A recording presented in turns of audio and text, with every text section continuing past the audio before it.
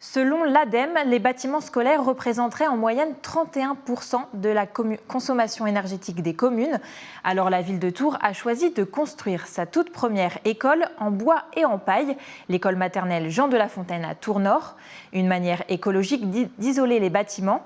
Le coût de la construction, 8 500 000 €, mais la commune espère rentabiliser cet investissement grâce aux économies d'énergie. Une stratégie bienvenue en pleine période d'inflation. Reportage de Sarah Gros. Structure et bardage en bois, isolation en paille.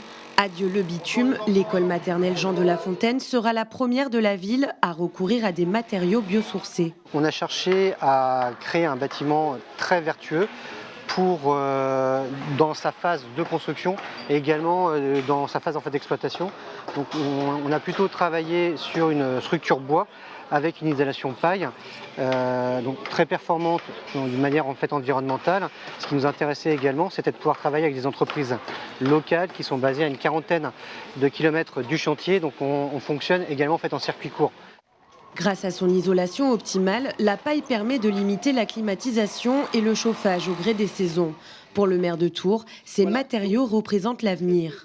Ce qui est aujourd'hui une exception, puisque c'est la première école bois-paille de la ville, devienne demain le standard. Et donc ce type de construction, on pourrait l'utiliser pour des bâtiments, soit des logements, soit des bâtiments de tertiaire, de bureaux. Donc on essaye à la fois de suggérer ce type de construction chez les promoteurs, chez les constructeurs. Un avis partagé même chez les plus petits. C'est mieux isolé, c'est fait avec des matériaux plus écologiques. Et c'est important pour toi ? C'est important pour tous les enfants quasiment qui sont dans cette école, pour notre avenir, etc. Les portes de l'école ouvriront en septembre 2024. D'autres constructions de ce type restent à venir. Le prochain bâtiment concerné sera une école de commerce dans le quartier des Deux Lions.